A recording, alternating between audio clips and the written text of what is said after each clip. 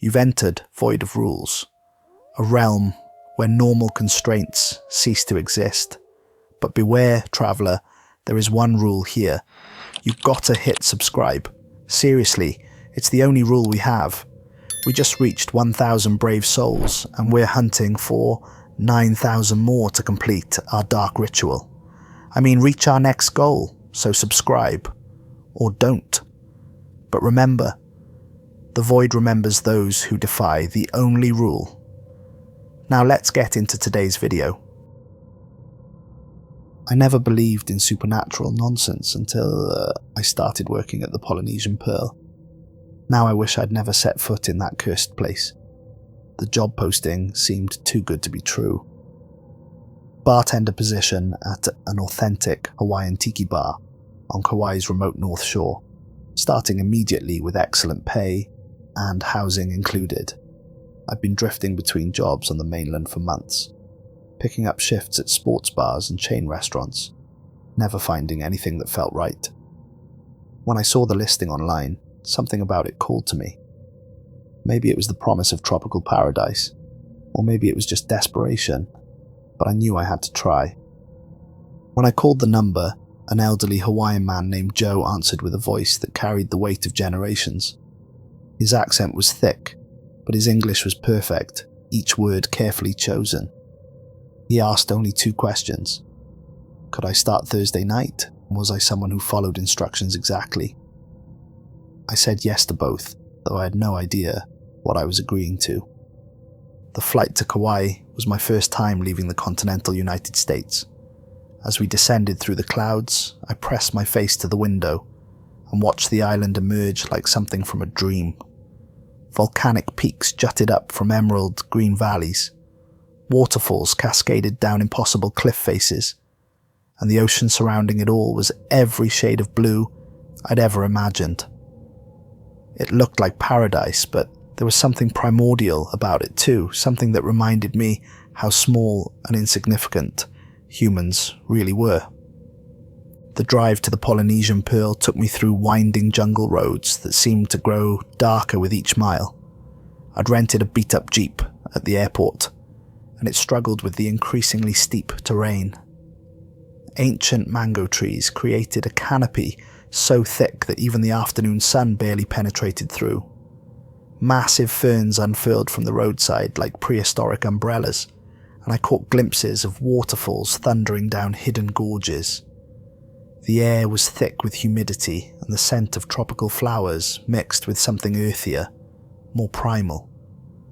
My GPS lost signal about 10 miles from the main highway, but Joe had given me detailed directions, written in careful handwriting on hotel stationery.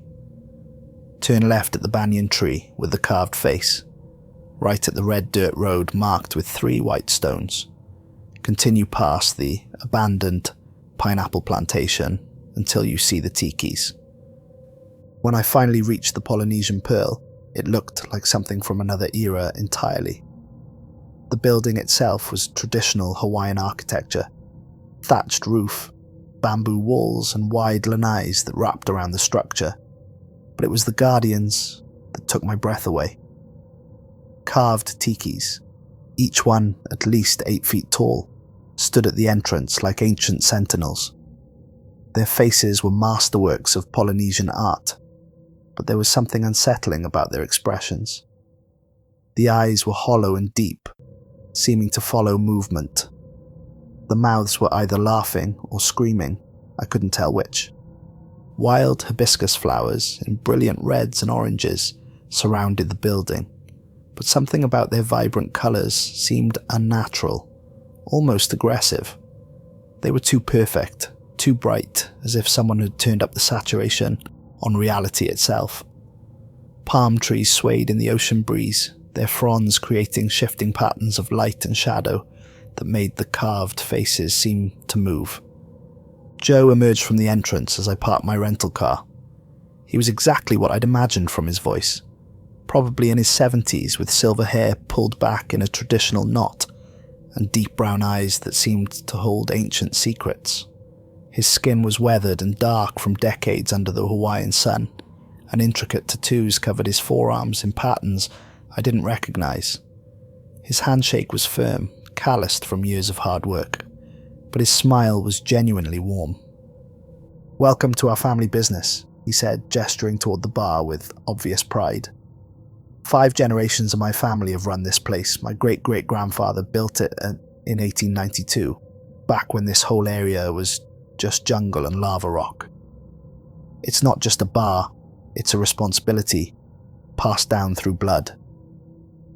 He led me inside, and the interior took my breath away. Bamboo walls stretched up to a thatched ceiling, lined with authentic Polynesian artifacts that looked like they belonged in the Smithsonian. Wooden masks with intricate carvings stared down from every available surface, their expressions ranging from benevolent to terrifying. Some showed laughing faces with wide grins. Others depicted warriors with bared teeth and wild eyes. A few were so abstract I couldn't tell what they were supposed to represent, just swirling patterns that seemed to move when I wasn't looking directly at them. The bar itself was a work of art. A single piece of koa wood that curved gracefully across the room, its surface polished to a mirror shine. Joe noticed me admiring it and ran his hand along the grain with obvious affection. "My grandfather carved this himself," he said. "Took him 3 years to find the right tree, another 2 to cure the wood properly. It's the heart of this place." Behind the bar, shelves held hundreds of bottles, some familiar brands and others with labels I couldn't read. Many were clearly homemade, filled with liquids in colours that didn't occur in nature. There were jars of fruit and herbs I didn't recognize, and small vials of what looked like sand or crushed coral. The whole setup was like an alchemist's laboratory, disguised as a bar. "The previous bartender was Mike," Joe explained as we walked through the space. "Good man, solid worker, followed the rules perfectly for 2 years, never had a single complaint about him. Then, 3 weeks ago, he called me at dawn and said he had to leave immediately. Wouldn't explain why, wouldn't even stay to train a replacement. Just said he was sorry and that he had to go. Haven't heard from him since." Something about the way Joe said it made my skin crawl, but I pushed the feeling aside.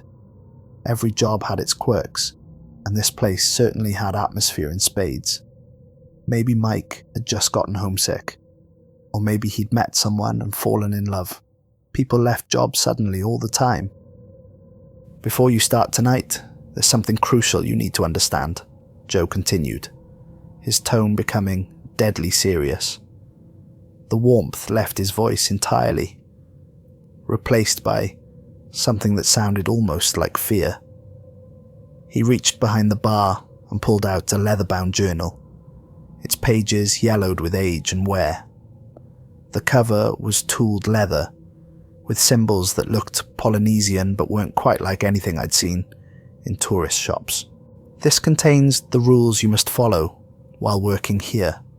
Not suggestions, not guidelines, absolute requirements. Your life depends on following every single one exactly as written. I'm not speaking metaphorically." I opened the journal carefully, noting how the leather binding creaked with age. The pages were filled with handwriting from different decades, different hands, all documenting the same 17 rules. Some were written in fading ink, others in pencil, a few in what looked like charcoal. Each entry was dated and initialed by a different bartender. Never serve a drink after the 3rd conch shell sounds at sunset. If a customer orders the Forgotten Island, immediately close their tab and ask them to leave. Keep the carved bone behind the register, turn toward the ocean at all times. Never look directly at the green light that appears in the jungle between 9:47 and 9:52 p.m. If someone asks for Uncle Pele's special, serve them the house rum, but add exactly 7 drops of the black liquid from the unmarked bottle. When cleaning glasses, always wash them in sets of 3. Never alone, never in pairs. The wooden mask 3rd from the left must never face the bar area during operating hours. Never accept payment from Anna on Friday nights.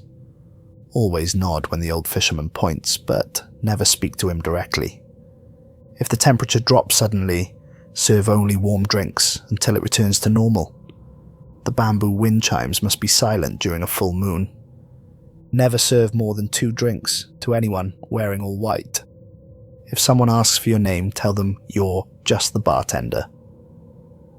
Keep the red flowers in the vase behind the bar fresh daily. Never turn your back on the ocean between midnight and 3 a.m. If you hear drums from the jungle, close immediately and don't return until sunrise. The final rule was written in fresher ink. Always count your customers before locking up. If there are more people than when you started, don't leave alone. The list continued with increasingly bizarre specifics, but what struck me most was how serious each entry was. These weren't pranks or hazing rituals. They were written by people who were genuinely afraid. "I know they seem strange," Joe said, watching my expression carefully. "But every rule was written in blood, learned through tragedy. The bartenders who ignored them, well, let's just say we've had to replace several over the years. More than several." He showed me around the rest of the space, pointing out details I'd missed on my first walkthrough. The carved bone he'd mentioned was a piece of scrimshaw depicting a sailing ship caught in a storm. It sat on a small shelf behind the register, currently facing towards the large windows that looked out over the ocean. The detail was incredible. I could make out individual sailors clinging to the rigging, their faces twisted in terror. "That must always point toward the water," Joe emphasized. "My great-great-grandfather carved it from a whale bone he found on the beach. Sometimes it moves on its own. When it does, turn it back immediately. Don't hesitate, don't question it, just turn it back." Behind the bar, he showed me the unmarked bottle mentioned in Rule 5. It was old glass, thick and cloudy, filled with a liquid so dark it seemed to absorb light. When I held it up to examine it, the liquid didn't slosh like normal fluid. It moved sluggishly, almost like syrup, but with an odd internal motion that made my eyes water to watch. 7 drops exactly, Joe repeated. Not 6, not 8. 7. Use the dropper in the cork and count carefully. The wooden masks were arranged along the wall, in a specific order, Joe explained. The third from the left currently faced the wall, showing only the back of its carved head. When I asked what would happen if it faced the bar, Joe's expression darkened. "Let's just say that mask has seen things that shouldn't be looked upon. It stays turned away during operating hours. Only face it toward the room when you're cleaning, and turn it back before any customers arrive." Joe left me alone for an hour to familiarize myself with the space and read through the journal more carefully. The bar was eerily quiet without him, just the sound of wind through the palm fronds and the distant crash of waves on the rocky shore. I found myself studying the masks, trying to understand their expressions. Some were clearly warriors, with fierce scowls and bared teeth. Others seemed to be laughing, but their grins were too wide, too knowing. A few appeared to be screaming, their mouths open in silent agony. As I read through the journal, I began to understand that this wasn't just a collection of arbitrary rules. Previous bartenders had added their own observations and warnings throughout the years, creating a detailed guide to surviving whatever this place really was. An entry from 1987, written in shaky handwriting. Tom thought Rule 6 was silly, said there was no scientific reason to wash glasses in sets of 3. Found his uniform folded neatly on the beach at dawn. Wet footprints led from the bar straight into the ocean, but they stopped at the waterline.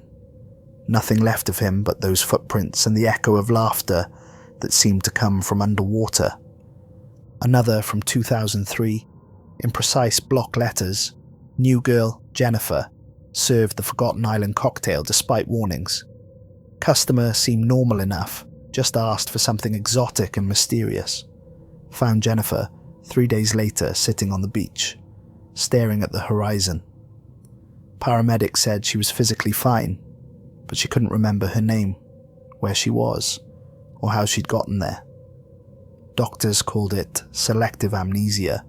I call it a warning."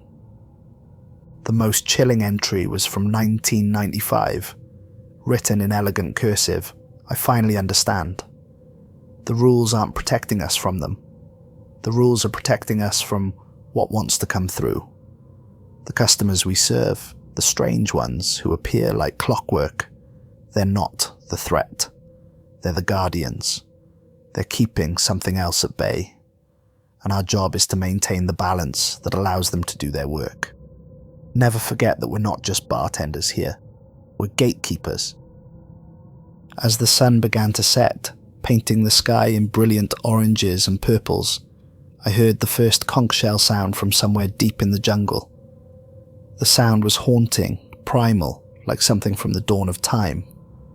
It echoed off the volcanic rocks along the shore and seemed to resonate in my chest. Then came the second, slightly different in pitch but equally compelling. Finally the third, its mournful call seeming to hang in the air long after the sound had faded. My first customers arrived shortly after the third shell, as if summoned by the sound. They came in small groups, moving through the jungle paths, with the confidence of people who had made this journey many times before. The first were clearly tourists, a middle-aged couple in matching Hawaiian shirts, cameras around their necks, guidebooks in their hands. They ordered Mai Tais and spent 20 minutes taking photos of the decor. But the next group was different. 3 local men who moved with an otherworldly stillness, their conversations seeming to fade in and out like distant radio stations. When they spoke to me, their voices had an odd echo, as if coming from very far away or from the bottom of a deep well. They ordered simple drinks, rum and coke, beer, whiskey neat, and paid with coins that looked older than they should have been. One woman caught my attention immediately. She was beautiful in an ageless way, with long dark hair that seemed to move in a breeze I couldn't feel, and eyes like deep ocean water. She wore a simple white dress that never seemed to wrinkle or show any signs of wear. When she sat at the far end of the bar, never taking her gaze off the jungle outside, I felt the temperature drop several degrees. "You're new," she said when I approached, and her voice had that same distant quality as the men's. "Started tonight," I replied, trying to sound casual, while fighting the urge to shiver. She ordered a Mai Tai without looking at me, her attention fixed on something beyond the windows. When I served her drink, her fingers were ice cold despite the warm evening air. The glass fogged immediately when she touched it, as if her skin was freezing. "Follow the rules exactly," she said after taking a sip. "They're there for a reason. More reasons than you can imagine." "Are you Anna?" I asked, remembering Rule 8. She smiled, but it didn't reach her eyes. The expression was beautiful and terrible at the same time, like watching a sunset over a graveyard. "I am, and you would be wise to remember what the rules say about me." As the evening progressed, I began to understand the rhythm of the place. Certain customers appeared like clockwork. The old fisherman who spoke only in Hawaiian and always pointed toward the ocean when he left, wearing clothes that looked like they'd been underwater for years. A group of card players who never seemed to age, their faces unchanging from hour to hour, their cards making no sound when they hit the table. Around 9:30, I noticed more unusual customers filtering in. A woman in a Victorian dress that was somehow perfectly preserved despite looking over a century old. A man in a naval uniform from an era I couldn't identify, his jacket still dripping seawater that never puddled on the floor. Children who looked normal until you realized they cast no shadows under the bright bar lights. At 9:45 p.m, just as the journal had warned, I noticed a faint green glow beginning to emanate from the jungle. It started as just a shimmer, like heat waves rising from summer pavement, but quickly grew brighter and more defined. The light pulsed with a rhythm that seemed almost like breathing, and I could feel it pulling at my peripheral vision like a magnet. Remembering Rule 4, I kept my eyes firmly on my work, cleaning glasses in careful sets of 3, as specified in Rule 6. The glow grew brighter, and I could hear something moving in the jungle. Not footsteps exactly, but a sound like massive leaves rustling or waves lapping against the distant shore. My hands trembled as I fought the urge to look, every instinct screaming at me to turn and see what was creating that otherworldly light. The pull was almost irresistible. The green glow seemed to promise answers to questions I didn't even know I had. It whispered at the edges of my consciousness, offering knowledge and power and secrets that no human had ever known. All I had to do was look, just one quick glance. What harm could it do? But I managed to keep my focus on the bar, scrubbing the same glass over and over until the light finally faded at exactly 9:52. The moment it disappeared, I felt a crushing sense of loss, as if something beautiful and terrible had just slipped away forever. Anna watched me the entire time, her cold eyes never leaving my face. When the light faded, she nodded once in approval. "Many don't resist the first time," she said. "You're stronger than most." When Anna left at 10:30, she didn't walk to the door like a normal person. She simply stood up from her bar stool, gave me one last knowing look, and dissolved into mist that dispersed on the ocean breeze. I blinked hard, convinced I was seeing things, but the other customers didn't even react. This was normal here, part of the nightly routine. The old fisherman was the last to leave. He drained his beer, placed exact change on the bar, and walked to the door. Before leaving, he turned and pointed directly at the ocean, his weathered finger aimed at something I couldn't see in the darkness. Following Rule 9, I nodded silently. He held my gaze for a long moment, then nodded back and disappeared into the night. I spent the rest of the evening alone, cleaning up and trying to process what I'd experienced. Everything felt like a dream, too strange to be real, but too vivid to be imagination. The journal lay open on the bar, its pages filled with warnings and observations from people who had stood exactly where I was standing, seeing exactly what I was seeing. Over the next 2 weeks, I settled into the strange routine of the Polynesian Pearl. The rules became second nature, and I began to understand that this place existed at a crossroads between worlds. Some of my customers were human, tourists and locals who came for the atmosphere and the drinks, but others were something else entirely, beings from a realm that existed parallel to our own. The regular supernatural customers became familiar faces. Anna arrived every Friday at exactly 8 p.m. and left at 10:30, always ordering the same Mai Tai and always paying with coins that turned to sand the moment I put them in the register. The card players came Tuesday through Thursday, playing games with rules I didn't understand, using cards that showed pictures instead of suits. The old fisherman appeared whenever the moon was dark, always pointing toward the ocean, always leaving the smell of salt and seaweed in his wake. I learned to read the signs that preceded their arrival. The temperature would drop exactly 5 degrees. The wind chimes would begin to sing despite the absence of any breeze. The carved masks would seem to turn slightly, tracking movement with their hollow eyes. Most unnervingly, some of the human customers would begin to leave, as if sensing that visiting hours were over. During slow afternoons, I read the journal more carefully, studying the observations of previous bartenders. Each one had added their own insights, creating a comprehensive guide to the supernatural ecosystem of the Polynesian Pearl. From 1963, the children who come on Wednesday nights aren't ghosts in the traditional sense. They're echoes, imprints left by tragedy. Don't try to help them or send them away. Just serve them root beer floats and let them play their games. They're not hurting anyone, and they keep darker things at bay. From 1978, the woman in the Victorian dress is searching for her husband. He was lost at sea in 1887, and she's been waiting for him ever since. She orders the same drink he used to make for her.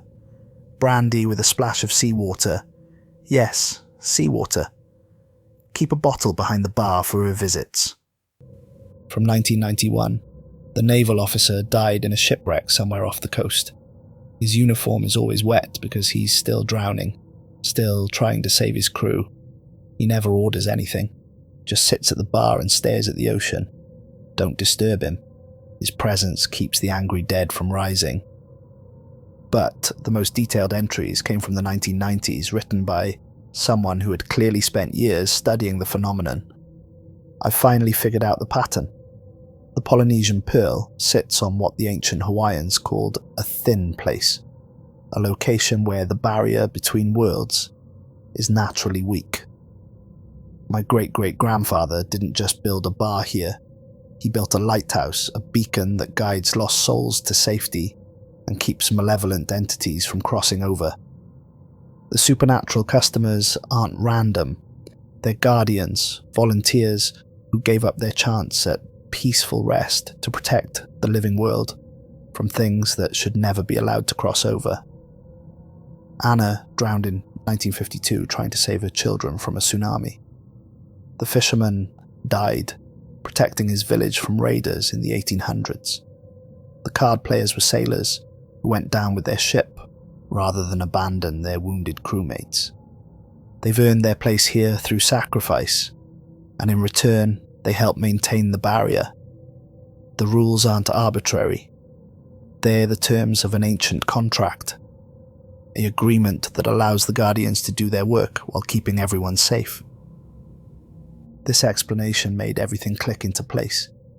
The rules weren't just about avoiding danger, they were about maintaining a delicate balance that had been in place for over a century.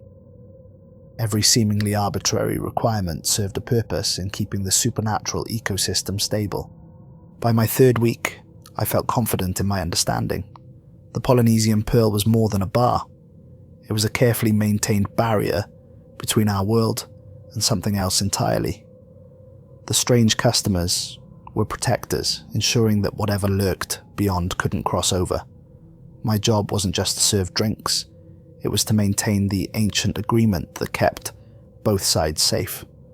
The confidence should have been a warning. Pride, as they say, comes before the fall. The incident happened on Saturday of my fourth week. It had started as a normal evening. Anna arrived at 8 p.m. for her usual Mai Tai. The card players settled into their corner table, and a steady stream of tourists kept me busy with standard tropical cocktails. But around 9 p.m, everything changed. A group of college students burst through the door like a hurricane, their voices loud and aggressive in the usually peaceful space. They were clearly drunk already, stumbling slightly and laughing at jokes that weren't funny.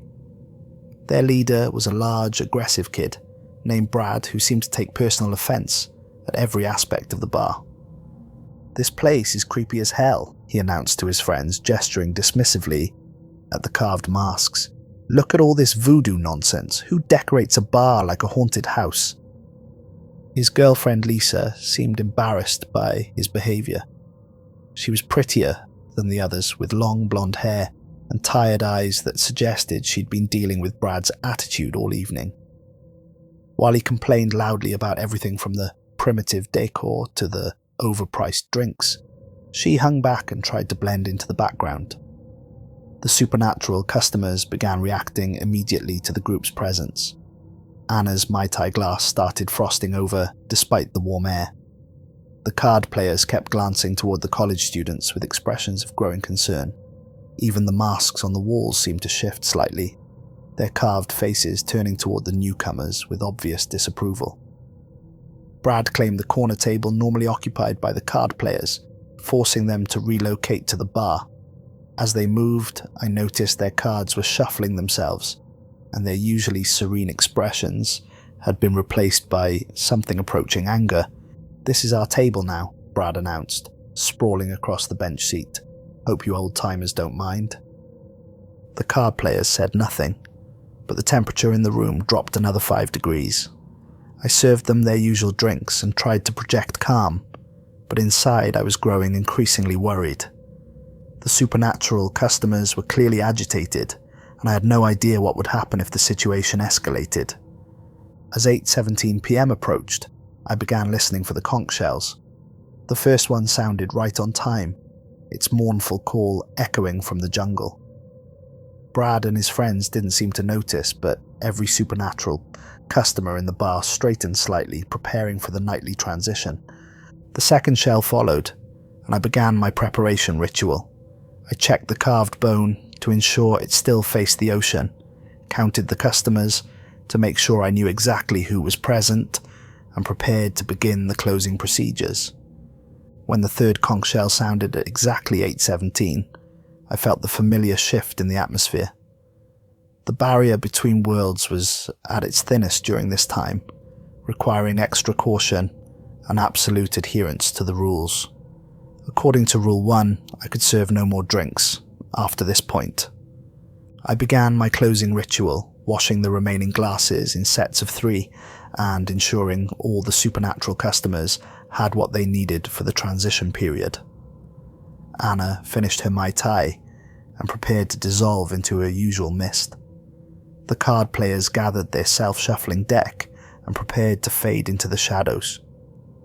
The old fisherman, who had arrived during the college student's entrance, finished his beer and prepared to point toward the ocean. But Brad's group was just getting started. "Hey, bartender!" Brad slammed his meaty fist on the table, rattling the glasses and causing Anna to look up sharply from her drink. "We just got here. You can't close now." "I'm sorry," I said as calmly as possible, "but we stop serving at this time every night. It's a house policy." "That's the stupidest thing I've ever heard." Brad lurched to his feet, swaying slightly. "What kind of bar closes at 8 o'clock? We drove 2 hours to get here." The supernatural customers were watching now with expressions I'd never seen before. Anna's usual serene composure had been replaced by something that looked almost like fear. Not fear of Brad, fear for me. The card players had stopped their game entirely, their ancient eyes fixed on the unfolding confrontation. "I understand your frustration," I continued, following the conflict resolution training from my previous jobs, "but the policy is firm. I can't serve any more drinks after the third conch shell sounds." "Conch shell?" Brad laughed harshly. "What is this? Some kind of primitive theme park? You're going to lose customers with crazy rules like that." He pulled out his phone and waved it at me aggressively. "I'll destroy this dump on every review site on the internet. TripAdvisor, Yelp, Google reviews. I'll make sure every tourist knows what a joke this place is. You'll lose every customer you have." Lisa stood up and tried to calm him down. "Brad, please, you're making a scene. Let's just go somewhere else." "No," he shook her off roughly. "I'm not letting some island yokel tell me when I can and can't drink. This is America, and I have rights." The old fisherman had been preparing to leave, but now he paused at the door. Instead of his usual pointing gesture, he turned back towards the bar and stared directly at Brad. His eyes had changed from their usual weathered brown to something that looked like the deep ocean during a storm. Anna's Mai Tai glass wasn't just frosting now. It was actually crackling with ice crystals that spread across the surface like living things. The card players had abandoned all pretense of humanity, their faces becoming translucent, revealing the coral and seaweed that filled their chest cavities instead of organs. The situation was deteriorating rapidly, and I was caught between two worlds, the human world that Brad represented and the supernatural realm that was my responsibility to protect. The rules were clear. No drinks after the third conch shell. But Brad was threatening to destroy the bar's reputation, which could lead to its closure and the collapse of the entire supernatural ecosystem. "Look," I tried one more time, "I know this seems arbitrary, but..." "Arbitrary?" Brad stepped closer to the bar, his face flushed with alcohol and anger. "You're damn right it's arbitrary. It's stupid, it's bad for business, and it's going to change right now, or I'm going to make sure this place gets shut down permanently." That's when Lisa intervened. She moved between Brad and the bar, her expression pleading. "Brad, please stop. You're scaring everyone." She looked around the bar, taking in the supernatural customers for the first time. I could see the exact moment when she realized something was wrong. when she noticed that Anna cast no reflection in the mirror behind the bar, when she saw that the card players' drinks never seemed to get empty, despite constant sipping. But instead of being frightened, Lisa seemed to understand instinctively that these beings weren't threats. She looked at Anna with something approaching recognition, as if seeing a kindred spirit. When she turned back to me, her eyes were filled with genuine sympathy. "I'm really sorry about him," she said softly, her voice barely audible over Brad's continued ranting. "He gets like this when he drinks. He doesn't mean half of what he says." She glanced around the bar again, taking in the supernatural customers who were watching our exchange with growing tension. The masks on the walls had definitely turned toward us now, their carved eyes tracking every movement. The temperature had dropped so much that our breath was starting to show in small puffs. "Look," Lisa continued, her voice taking on a pleading tone, "I know you have rules, and I can see that your other customers understand them. But it's my birthday, and we really did drive 2 hours to get here. Could you please just make me one drink? Just a simple Mai Tai, nothing complicated. I promise we'll leave right after." Her request was so polite, so reasonable, compared to Brad's demands. She wasn't asking for anything exotic or suspicious, just a basic cocktail. She seemed to genuinely understand that this place was special, that the rules existed for a reason. She was trying to be respectful while also finding a compromise that would satisfy her boyfriend and end the confrontation. I glanced at the clock on the wall. 8:21 p.m. The third conch shell had faded 4 minutes ago, and the supernatural customers were deep into their nightly transition. Anna was already beginning to become translucent around the edges. The card players were fading into the shadows. The old fisherman was preparing to dissolve into sea foam. Every instinct I'd developed over the past month screamed at me to refuse. The rules were absolute, written in blood, and maintained through sacrifice. There were no exceptions, no matter how reasonable they seemed. The journal was full of warnings about bartenders who had made similar compromises, thinking they could bend the rules just once for a good cause. But Lisa looked so sincere, so different from her obnoxious boyfriend. What harm could one drink do? She wasn't asking for the Forgotten Island or Uncle Pele's special, just a Mai Tai. It was a simple request from someone who seemed to understand and respect the unusual nature of this place. The supernatural customers were backing away from their usual positions now, their faces masks of horror and pity. Anna whispered something that sounded like "don't do it" before beginning to dissolve into her usual mist, but this time there was an urgency to her fading that suggested she was being pulled away against her will. "Please," Lisa said again, and her voice carried a note of desperation that cut through my defenses. "It's just one drink. I promise it won't hurt anything." Against everything I'd learned, against every warning in the journal, against the obvious fear of the supernatural customers who had become my friends and protectors, I reached for the rum bottle. "Thank you so much," Lisa said, her smile widening with relief. "You're very kind. I really appreciate this." I made the Mai Tai quickly, my hands shaking slightly as I worked. The regular customers were backing away from their tables now, their faces filled with expressions I'd never seen before. Not anger or disappointment, but genuine sorrow, as if they were watching a friend walk into traffic. Anna had almost completely dissolved, but her voice echoed from the mist. "I'm sorry. We can't help you now." The card players were mere shadows, but I could still hear their whispered words. "He doesn't know what he's done." The old fisherman, still solid enough to be heard, spoke for the first time since I'd started working there. "The barrier is broken. God help us all." As I placed the drink in front of Lisa, she smiled gratefully and reached for it with both hands. But the moment the glass touched the bar, everything changed. The carved masks lining the walls suddenly blazed with sickly yellow light, their hollow eyes burning like tiny suns. The light was so bright it cast twisted shadows that seemed to move independently of their sources. The temperature didn't just drop. It plummeted so fast that frost began forming on every surface, and I could see my breath in thick clouds. The very air seemed to thicken, becoming difficult to breathe. It felt like trying to inhale underwater, and each breath brought with it the taste of salt and decay.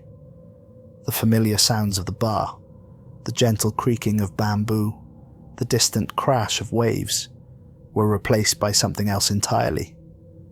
Deep, rhythmic pounding that seemed to come from beneath the floor, like massive heartbeats or ceremonial drums.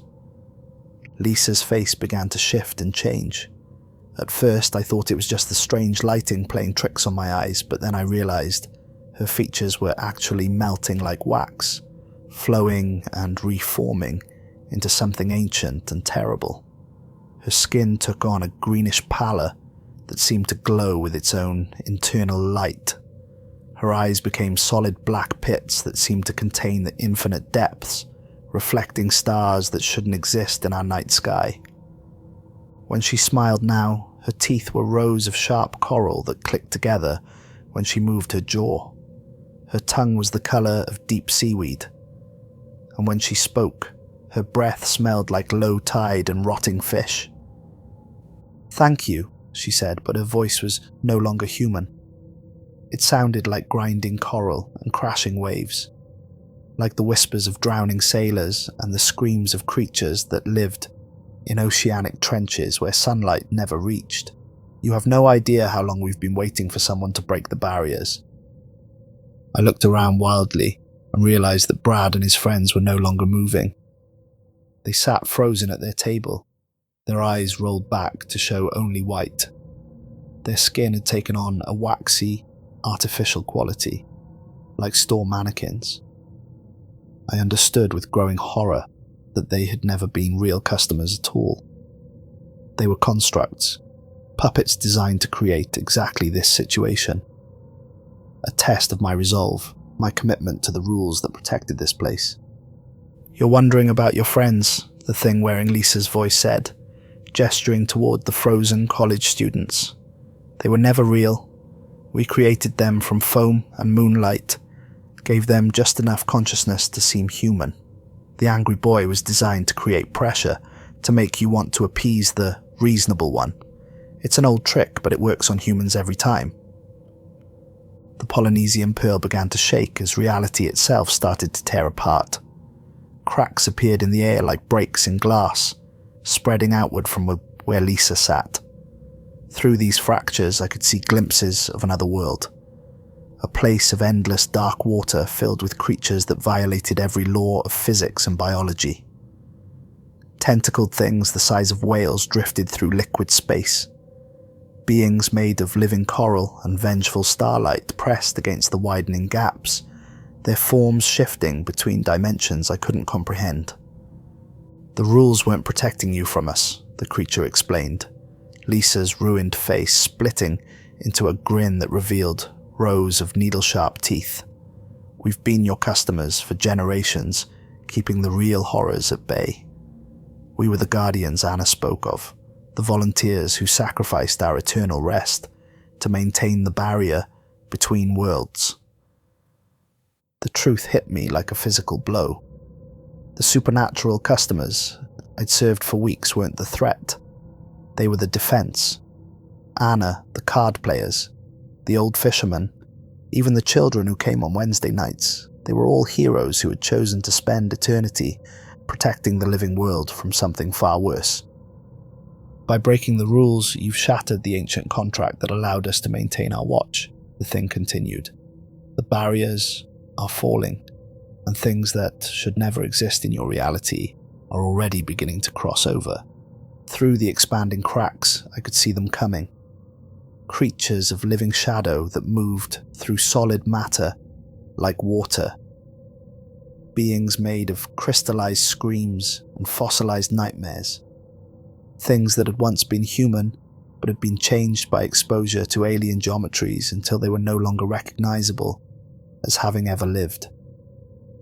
The journal on the bar was writing itself now, invisible hands recording my failure for future generations. New bartender needed. Previous employee failed to follow Rule 1. Body never recovered. Barrier compromised. Recommend sealing location permanently and relocating operation to backup site. Wait, I gasped, desperate to fix what I'd broken. There has to be something I can do. Some way to repair the damage. The creature that had been Lisa tilted its head, studying me with those infinite black eyes. "Oh, there is," it said, and its voice carried the sound of waves, pulling back from shore before a tsunami. "The barrier can be restored, but it requires a willing sacrifice. A soul must take the place of the guardians who have been destroyed by your actions." Around me, the Polynesian Pearl was transforming. The bamboo walls were turning to coral, the wooden floor becoming a shallow reef pool that reflected impossible stars. The carved masks were screaming now, their mouths opening and closing in silent agony as otherworldly entities poured through the dimensional rips. "Anna and the others tried to warn you," the creature continued. "They showed you their nature slowly, hoping you would understand, without forcing a confrontation. But humans are so predictable in their compassion. Show them one person in distress, and they'll abandon any principle to help." I could see Anna now, or what was left of her. She was being pulled apart by the dimensional storm, her essence scattered across realities she could no longer navigate. The card players were dissolving into component elements, salt and seaweed, and the memory of laughter. The old fisherman was already gone, reduced to foam on waves that existed in multiple dimensions simultaneously. "Choose quickly," the creature urged. "Your world has minutes before the incursion becomes irreversible. You can join the Guardians willingly and restore the barrier, or you can run and let your entire reality be consumed by entities that view human consciousness as a delicacy." The choice was no choice at all. I thought of Joe, who would find the bar empty in the morning. I thought of the tourists who would never know how close they had come to annihilation. I thought of every person on Earth who would suffer because I had chosen compassion over wisdom. "What do I have to do?" I asked. The creature smiled, and Lisa's face finally melted away completely, revealing something that had never been human. It was beautiful in the way that deep ocean trenches are beautiful, vast and alien, and utterly indifferent to human survival. "Simply stay," it said. "Accept the transformation. Become what Anna was, what the fisherman was. Trade your mortality for eternal vigilance. Guard the barrier between worlds until the end of time itself." I could feel the change beginning already. My skin was becoming cold, translucent. My heartbeat was slowing, each pulse lasting longer than the last. The world was starting to look different. I could see the dimensional layers, the spaces between spaces where reality grew thin.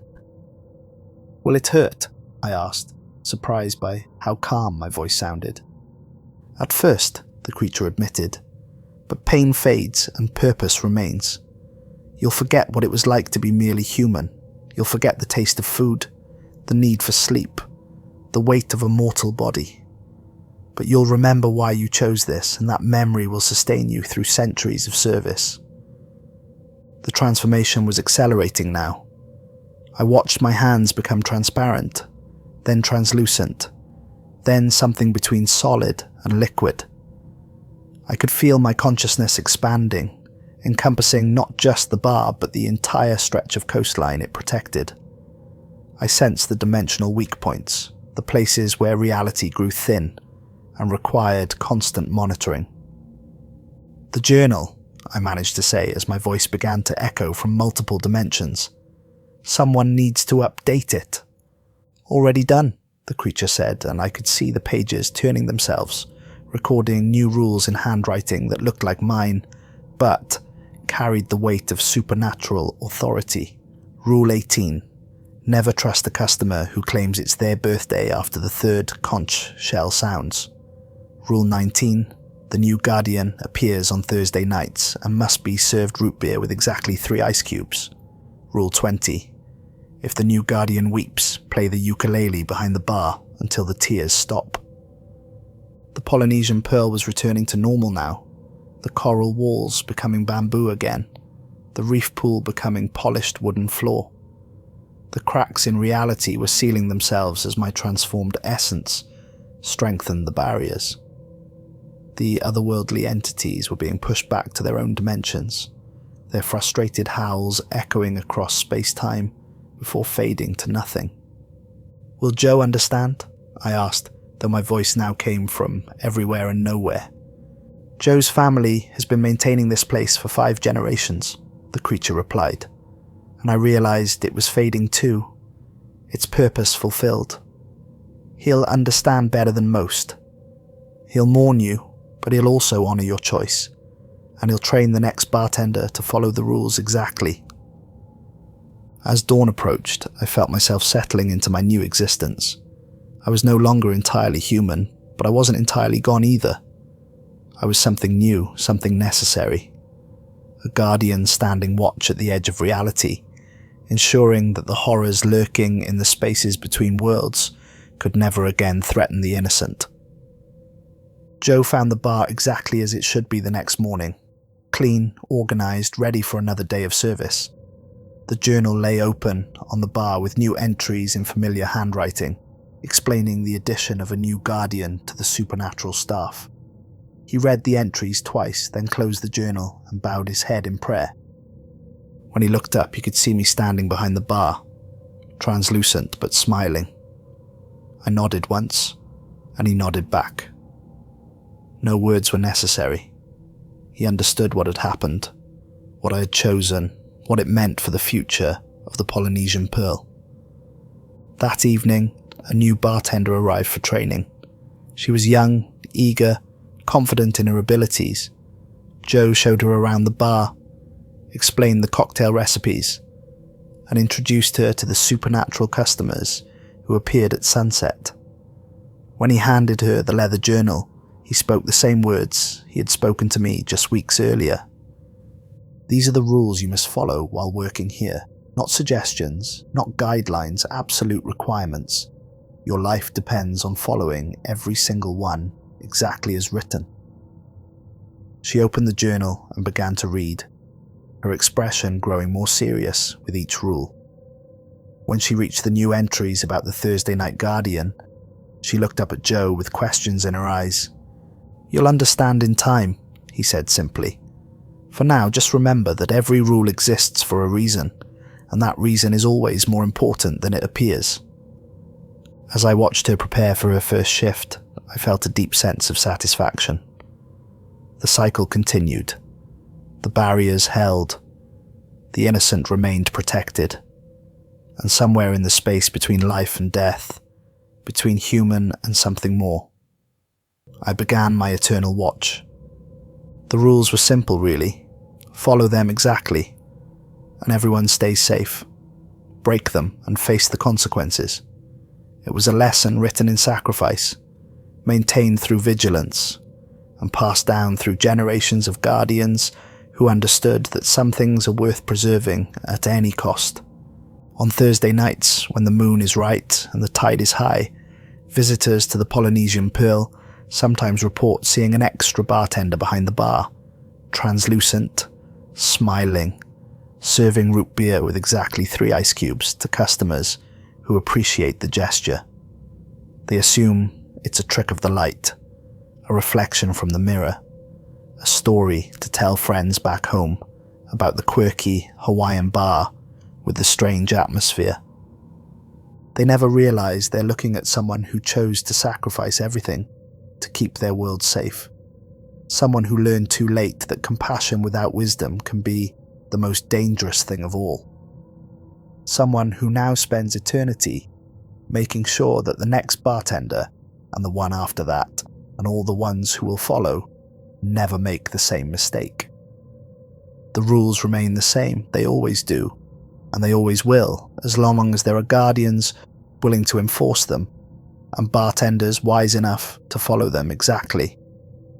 After all, some traditions are worth dying for, and some are worth something even more permanent than death.